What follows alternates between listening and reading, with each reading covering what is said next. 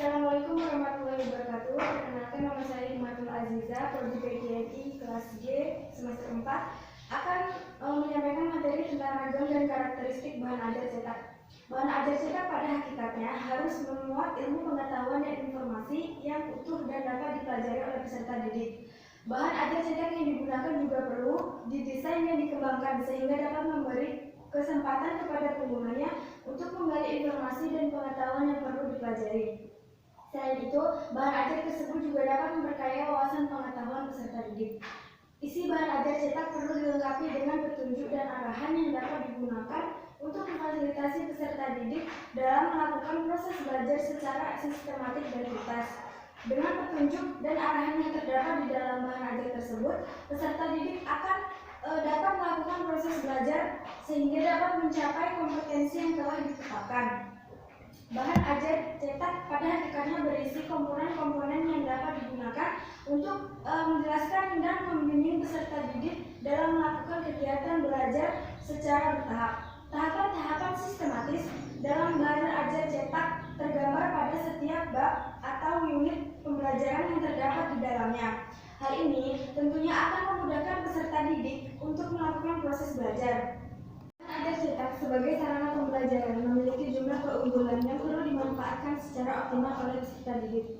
Keunggulan bahan ajar cetak sebagai sarana pembelajaran meliputi yang pertama itu kesesuaian untuk digunakan dalam menyajikan semua jenis informasi dan pengetahuan. Yang kedua itu kebebasan membaca dalam memilih bagian atau materi yang perlu dipelajari. Yang ketiga itu tidak memerlukan peralatan untuk menggunakannya.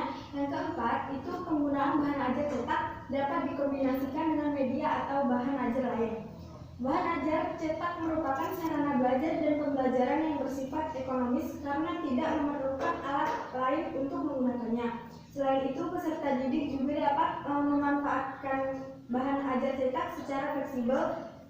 Hal ini mempunyai makna bahwa peserta didik dapat menggunakan bahan ajar cetak di mana saja dan kapan saja tanpa harus tergantung pada faktor ruang dan waktu. Beberapa indikator tentang bahan ajar cetak yang berkualitas yaitu yang pertama, mampu membantu peserta didik dalam mencapai kompetensi yang diperlukan.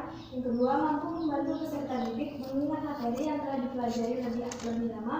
Yang ketiga, mampu meningkatkan motivasi peserta didik untuk mempelajari isi atau materi yang terdapat di dalam bahan ajar tersebut. Yang keempat, mampu membuat peserta didik dapat menerapkan pengetahuan dan keterampilan yang telah dipelajari. Bahan ajar yang berkualitas merupakan sarana yang dapat digunakan untuk meningkatkan hasil belajar peserta didik akan memiliki pengetahuan dan keterampilan yang lebih baik daripada pengetahuan dan keterampilan yang dimiliki sebelumnya. Penggunaan bahan ajar dimaksudkan agar bahan ajar tersebut dapat memfasilitasi peserta didik untuk mencapai tujuan pembelajaran secara optimal.